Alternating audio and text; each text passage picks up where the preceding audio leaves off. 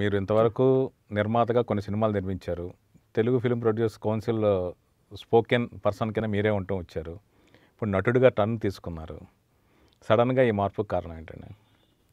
అంటే అది నటుడు అవ్వాలని కాదండి. యాక్చువల్గా ఏంటంటే నన్ను ఎప్పుడో 80స్లోనే భారతీరాజా గారు హీరోగా చేయమని అడిగారు. ఓకే. చేయమని అడిగితే ఎందుకో నాకు ఆ మేకప్ అది ఇది చేసుకుంటే మన రెగ్యులర్ క్యారెక్టర్కి ఏదో ఇంకో డిఫరెంట్ క్యారెక్టర్ అవుతామేమో అనే ఒక ఫీలింగ్తో నాకు వద్దు అని చెప్పా. ఆయన హీరోగా ఆఫర్ చేసినా కూడా నేను నో అన్నా. తర్వాత సత్యారెడ్డి గారు ఆయన కూడా యాక్ట్ చేయమని చెప్పి చాలాసార్లు విపరీతంగా ఫోర్స్ చేశారు. ఫోర్స్ చేసినా నో అని చెప్పా. తర్వాత చాలా సినిమాలు అడిగారు. సరే అనుకోకుండా ఏంటంటే వెంకటాద్రి సినిమా చేసేటప్పుడు మాకు మెడ్రాసు రైల్వే స్టేషన్ దగ్గర అక్కడ జైలు సెటప్లో ఉండి ఆ రోజుల్లో కరుణానిధి గారు ఇక ఫర్దర్ షూటింగ్లో పర్మిషన్ ఇవ్వు అని చెప్పి దాని ఒక్కదానికే లాస్ట్ షూటింగ్ కింద పర్మిషన్ ఇచ్చి ఇక ఆ ఒక్కరోజుతో అయిపోద్ది. అయినప్పుడు ఒక ఎడిషనల్ డీజీ జైల్స్ ఆ క్యారెక్టర్కి ఇమీడియట్ మనిషి అవైలబుల్ లేకపోతే అర్జెంటుగా నేను చేశాను. అప్పుడు అది ధర్మారు సుబ్రహ్మణ్యం గారు, వేణుమాధవ్ గారు వీళ్ళందరూ కాంబినేషన్లో చేయాల్సి వచ్చింది. ఓకే. సో అది చేసిన తర్వాత ఇక తర్వాత కొంతమంది ఏంటంటే మీరు కంపల్సరీ ఉండాలని చెప్పి మొన్న దేవినేనిలో చలసాని వెంకటరత్నం గారి క్యారెక్టర్ నేను అక్కడికి లేదంటే బాగా ఆయన శివనాగ్ గారు ఆయన ఫోర్స్ చేసి ఆయన ఒప్పించారు. తర్వాత భార్య అనే సినిమాలో దాంట్లో కూడా అప్పుడు దశరథ్ గారు అని చెప్పి సంగిశెట్టి దశరథ్ గారు అని చెప్పి ఆయన బతిమాలి అడ్వకేట్ ప్రసన్న కుమార్ క్యారెక్టర్గా అది వేయించి ఒక డైవర్స్ తీసుకుందామని అనుకునే దగ్గర వాళ్ళకి డైవర్స్ తీసుకోకుండా ఉండటానికి వాళ్ళకి నచ్చజెప్పి మార్చడం అనే మోటివ్లో చేసే క్యారెక్టర్ కాబట్టి సరే అది చేసాం. తర్వాత ఉదయ్ కిరణ్ లాస్ట్ సినిమా ఒకటి ఉంటే మొన్న అని ఆయన బతిమాలితే దాంట్లో సిబిఐ ఆఫీసర్గా భానుచంద్ర గారికి ఫైల్ హ్యాండ్ ఓవర్ చేయటం, ఉదయ్ కిరణ్ మిస్సింగ్ కేసు అని చెప్పేసి అదొకటి చేశాను. అట్లా ఒక 6-7 సినిమాలు చేశాను.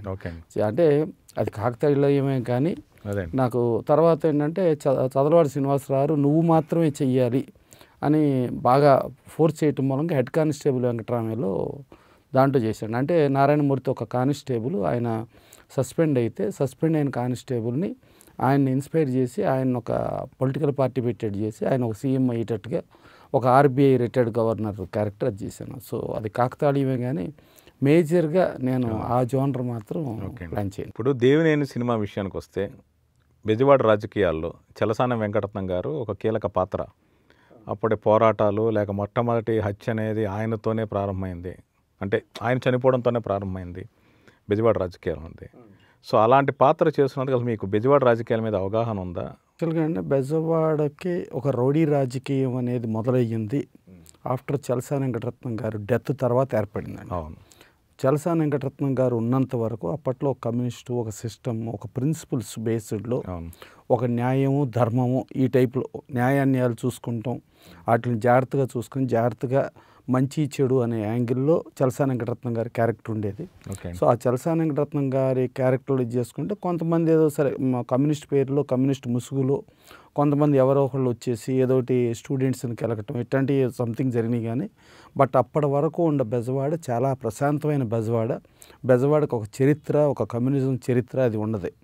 ఒక మెడ్రాసు ఆంధ్ర ఉన్నప్పుడు కూడా ఒక రకంగా చెప్పాలంటే కమ్యూనిస్టులో ఈవెన్ గుడివాడ అసెంబ్లీకి ఎలక్షన్ జరిగినప్పుడు ఫస్ట్ కమ్యూనిస్ట్గా గంజి రామారావు గారు అని చెప్పేసి ఆయన ఎమ్మెల్యేకి ఎన్నికవటం జరిగిందండి.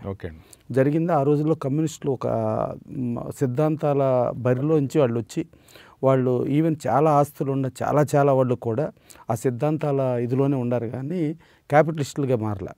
దాని తర్వాతకు వచ్చేటప్పటికి ఎప్పుడైతే చలసాని వెంకటరత్నం గారు అని మర్డర్ చేయడం జరిగిందో ఇక దాని తర్వాత రకరకాలుగా ఇక కుల రాజకీయాలని లేకపోతే రౌడీ రాజకీయాలని వర్గ రాజకీయాలని రకరకాలుగా మారి ఆ మార్పు చెందిన దాని మీద మళ్ళీ దానికి ఒక ఇదిలో పొలిటికల్ బ్యాక్గ్రౌండ్లో తలొక పార్టీ అన్నట్టు ఆ జోనర్కి వచ్చిందండి. కానీ అంతకు ముందు వరకు చలసాని వెంకటరత్నం గారు ఉన్నంత వరకు చలసాని వెంకటరత్నం గారి క్యారెక్టర్ అనేది మాత్రం ఒక గొప్ప క్యారెక్టర్ అండి. అవునండి. డెఫినెట్గా అది అప్పటి వరకు ఆయన అందరికీ ఆదర్శప్రాయుడు, చాలా పద్ధతి గల వ్యక్తి అండి.